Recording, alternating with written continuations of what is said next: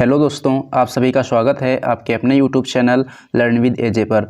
दोस्तों, हमने आपके लिए एक सीरीज़ शुरू की थी 25,000 प्रश्नों की श्रृंखला की। तो आज जो उसका पार्ट रहेगा पार्ट नंबर 3। और इसके पहले हमने इसके 2 पार्ट करवा दिए हैं। अगर आपने अभी तक उन वीडियोज़ को नहीं देखा है तो प्लेलिस्ट में जाकर आप देख सकते हैं। तो ये आज का जो अपना टॉपिक रहेगा उसमें रहेगा जैन धर्म एवं बौद्ध धर्म। तो चलिए दोस्तों, शुरू करते हैं आज के अपने इस सेशन को और देखते हैं आज का अपना पहला प्रश्न। आज का जो अपना पहला प्रश्न है उसमें दिया गया है कि गौतम बुद्ध का जन्म कब हुआ था। पहला क्वेश्चन है कि गौतम बुद्ध का जन्म कब हुआ था, तो इसका जवाब हो जाएगा 563 ईसा पूर्व में। अगला क्वेश्चन है कि गौतम बुद्ध का जन्म स्थल कौन सा है, तो इसका सही जवाब है लुम्बिनी।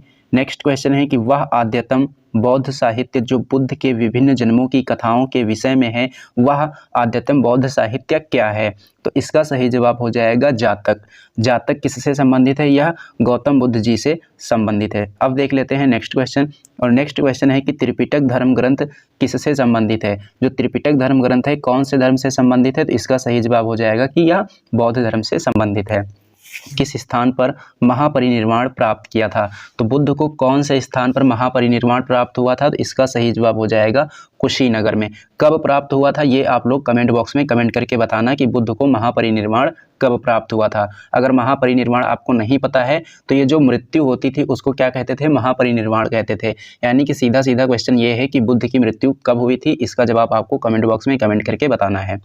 अगला क्वेश्चन है कि भारत में सबसे प्राचीन विहार कौन सा है, तो भारत में जो सबसे प्राचीन विहार है कौन सा है, नालंदा विहार है। कौन सा, नालंदा विहार।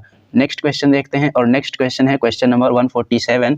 इसमें दिया गया है कि बुद्ध की मृत्यु के बाद प्रथम बौद्ध संगीति की अध्यक्षता किसने की थी, तो इसकी जो अध्यक्षता की थी किसने की थी, महाकश्यप ने की थी। अगला क्वेश्चन है कि नागार्जुन कौन थे। नागार्जुन जो थे यह एक बौद्ध दार्शनिक थे। कौन थे, बौद्ध दार्शनिक। अगला क्वेश्चन है कि किस नगर में प्रथम बौद्ध संगीति आयोजित की गई थी, तो प्रथम बौद्ध संगीति का आयोजन किस नगर में किया गया था, तो इसका आंसर हो जाएगा राजगृह में। कहाँ किया गया था, राजगृह में। अगला क्वेश्चन देख लेते हैं। अगला क्वेश्चन है कि मिलिंद पन्हो राजा मिलिंद और किस बौद्ध भिक्षु के मध्य संवाद के रूप में है। यानी कि जो ये मिलिंद पन्हो ग्रंथ है यह राजा मिलिंद और किस भिक्षु से संबंधित है, तो इसका आंसर हो जाएगा नागसेन से। कौन कौन दो लोग हैं इसमें, राजा मिलिंद और नागसेन जी से संबंधित है। अगला क्वेश्चन है कि महायान बौद्ध धर्म में बोधिसत्व अवलोकितेश्वर को और किस अन्य नाम से जानते हैं, तो इसका सही जवाब हो जाएगा पद्मपाणि के नाम से जानते हैं। नेक्स्ट क्वेश्चन देख लेते हैं।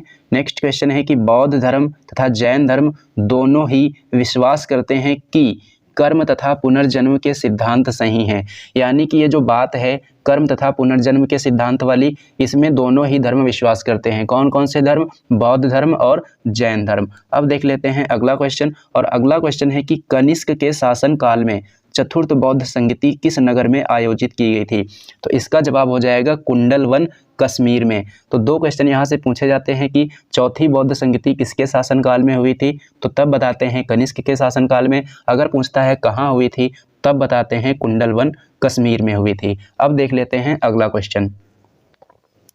और अगला क्वेश्चन है कि तृतीय बौद्ध संगीति कहाँ आयोजित हुई थी, तीसरी बौद्ध संगीति कहाँ आयोजित हुई थी, पाटलिपुत्र में हुई थी। अगला क्वेश्चन है कि गौतम बुद्ध के गुरु कौन थे, तो इसका जवाब हो जाएगा आलार कलाम। अब देख लेते हैं अगला प्रश्न। और अगला प्रश्न है कि बुद्ध में वैराग्य भावना किन 4 दृश्यों के कारण बलवती हुई थी। यानी कि जब ये अपने महल से बाहर निकले तो इन्होंने ऐसे कौन से 4 दृश्य देखे जिससे क्या हुआ कि इन्होंने वैराग्य लेने को सोच लिया। तो क्या है यहाँ पर, ये 4 दृश्य कौन कौन से थे। पहला तो इन्होंने एक बूढ़ा व्यक्ति देखा था और एक रोगी को देखा था और एक लाश देखी थी और एक सन्यासी को देखा था। ये 4 दृश्य इन्होंने देखे थे जिसके कारण इनके अंदर वैराग्य की भावना बलवती हो गई। अगला क्वेश्चन देख लेते हैं। और अगला क्वेश्चन है कि बुद्ध ने सर्वाधिक उपदेश कहाँ दिए हैं, तो बुद्ध ने सर्वाधिक उपदेश दिए हैं श्रावस्ती में, लेकिन पहला उपदेश दिया था इन्होंने सारनाथ में। और इनके पहले उपदेश को धर्म चक्र प्रवर्तन के नाम से जाना जाता है। अब देख लेते हैं अगला प्रश्न। और अगला प्रश्न है कि बौद्ध शिक्षा का केंद्र क्या था। जो बौद्ध शिक्षा का केंद्र था क्या था, वह था विक्रमशिला। क्या था, विक्रमशिला था। अगला प्रश्न है कि भारत में सबसे बड़ा बौद्ध स्तूप कहाँ स्थित है, तो इसका जवाब हो जाएगा कि भारत में सबसे बड़ा बौद्ध स्तूप सांची में स्थित है। कहाँ स्थित है, सांची में। अगला प्रश्न है कि किस शासक ने बौद्धों के लिए विख्यात विक्रमशिला विश्वविद्यालय की स्थापना की थी। पूछा जा रहा है कि विक्रमशिला विश्वविद्यालय की स्थापना किसने की थी। बहुत बार क्वेश्चन पूछा गया है एग्जाम में, तो इसका जवाब होता है कि विक्रमशिला विश्वविद्यालय की स्थापना धर्मपाल ने की थी। किसने की थी? धर्मपाल ने की थी। अगला क्वेश्चन देख लेते हैं, और अगला क्वेश्चन है कि किसके द्वारा तृतीय बौद्ध संगीति को संरक्षण प्रदान किया गया था। किसके द्वारा तृतीय बौद्ध संगीति को संरक्षण प्रदान किया गया था? तो इसका आंसर हो जाएगा अशोक के द्वारा। क्या हो जाएगा? अशोक के द्वारा। अगला प्रश्न है कि बौद्ध ग्रंथ पिटकों की रचना किस भाषा में की गई है। तो इसका सही जवाब है पाली भाषा में। किस ग्रंथ में की गई है? किस भाषा में की गई है? पाली भाषा में। अगला क्वेश्चन देख लेते हैं, और अगला क्वेश्चन है कि कश्मीर में कनिष्क के शासनकाल में जो बौद्ध संगीति आयोजित हुई थी उसकी अध्यक्षता किसने की थी। यानी कि कश्मीर में जो चौथी बौद्ध संगीति हुई थी उसकी अध्यक्षता किसने की थी? वसुमित्र ने की। अगला क्वेश्चन है कि मठ, मंदिर और स्तूप किस धर्म से संबंधित हैं। तो ये बौद्ध धर्म से संबंधित हैं। मठ हो या मंदिर हो या स्तूप हो, ये किस धर्म से संबंधित हैं? बौद्ध धर्म से संबंधित हैं। अगला प्रश्न है कि बौद्ध धर्म एवं जैन धर्म दोनों के उपदेश किसके शासनकाल में दिए गए थे। तो इसका जवाब हो जाएगा बिंबिसार के शासनकाल में। अब देख लेते हैं अगला प्रश्न, और अगला प्रश्न है कि गौतम बुद्ध ने अपना प्रथम उपदेश कहाँ दिया था। तो ये दिया था सारनाथ में। इनका जो ये उपदेश था धर्मचक्र प्रवर्तन के नाम से जाना जाता है।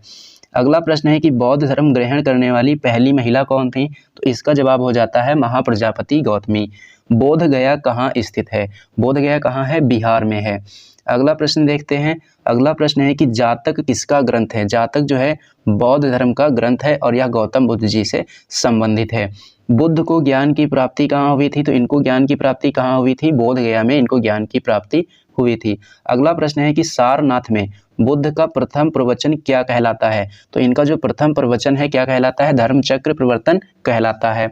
अगला प्रश्न है कि बौद्ध धर्म ने समाज के किन वर्गों पर महत्वपूर्ण प्रभाव डाला है।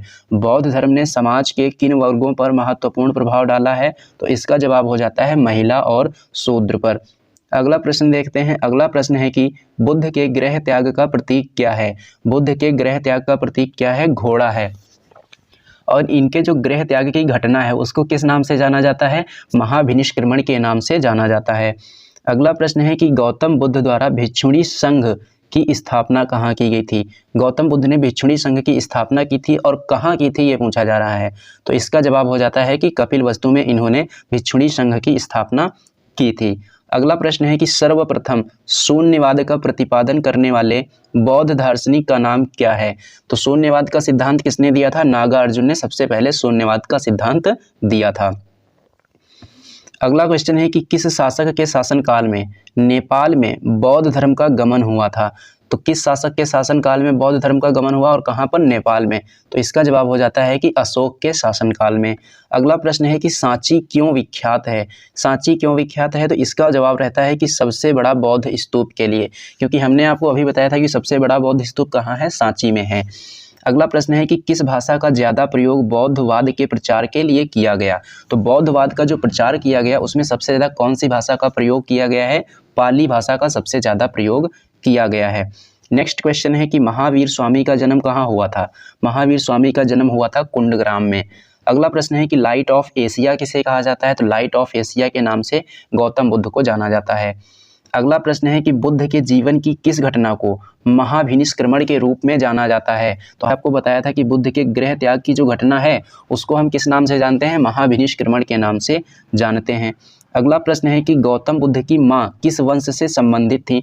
तो गौतम बुद्ध की जो माँ है किस वंश से संबंधित थी? कोलिय वंश से संबंधित थी।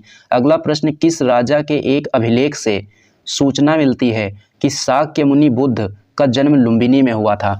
तो ऐसे कौन से राजा हुए जिनके अभिलेख से ये सूचना मिलती है कि जो शाक्य मुनि बुद्ध थे उनका जन्म लुम्बिनी में हुआ। तो इनका जवाब हो जाता है अशोक के अभिलेख से। क्या है? अशोक के अभिलेख से।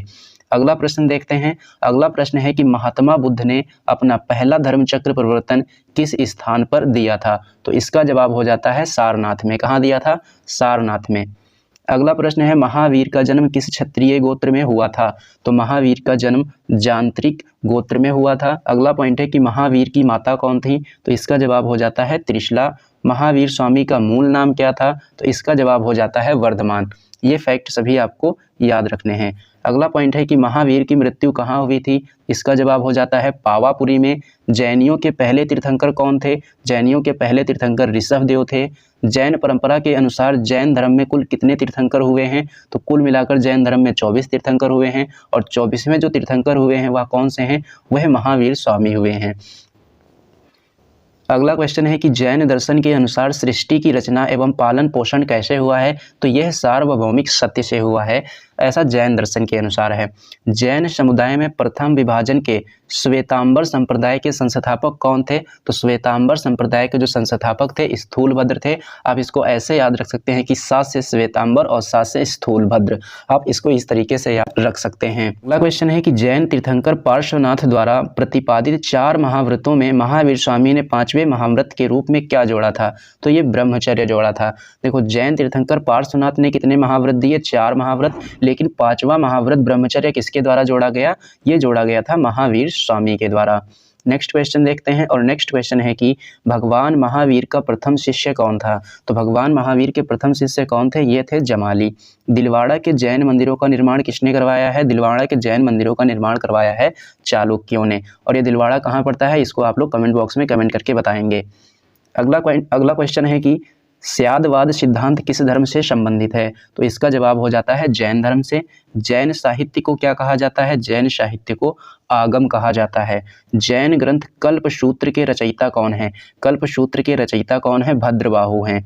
नेक्स्ट क्वेश्चन है क्वेश्चन नंबर 200 और इसमें दिया गया है कि प्रथम जैन महासभा का आयोजन कहाँ हुआ था। प्रथम जैन महासभा का आयोजन पाटलिपुत्र में हुआ था। द्वितीय जैन महासभा का आयोजन कहाँ हुआ था, ये हुआ था वल्लभी में।